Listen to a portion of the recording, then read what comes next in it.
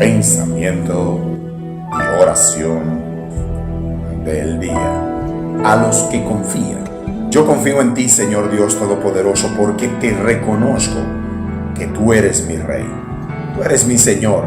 Tú eres el que me llena de cosas grandes y maravillosas. En ti confío, Señor, de que hoy es un día maravilloso y que podremos hacer cosas diferentes basado a la confianza que tú esperas que yo tenga en ti. Aún como otros dicen que no te vemos, pero todo lo que está creado es creado por ti. Y si es creado por ti, es como verte a ti. Nahum capítulo 1 versículo 7 dice: Jehová es bueno, fortaleza en el día de las angustias, y conoce a lo que en él confía.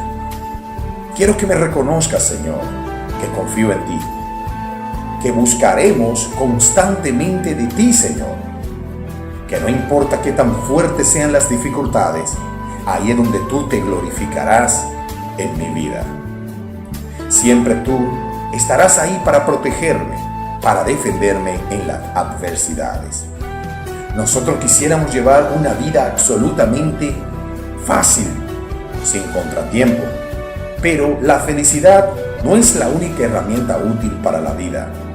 Todo lo que vivimos, experimentamos que es necesario cuando te conocemos a ti, Dios Todopoderoso, que todo es diferente y bendecido, y que llega en nosotros la gran bondad que solo tú, Señor, tienes para cada uno de nosotros. Toda nuestra vida está enmarcada dentro de un plan divino tuyo y donde tú no quieres que nada nos falte.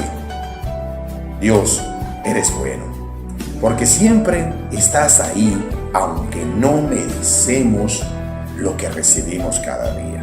Si logramos clasificar bien todas nuestras dudas, dando cuenta de que la voluntad tuya es la que se debe cumplir, pues entonces viviremos una vida plena basada a la voluntad de nuestro Dios Todopoderoso. Oremos. Dios Todopoderoso, en ti confío.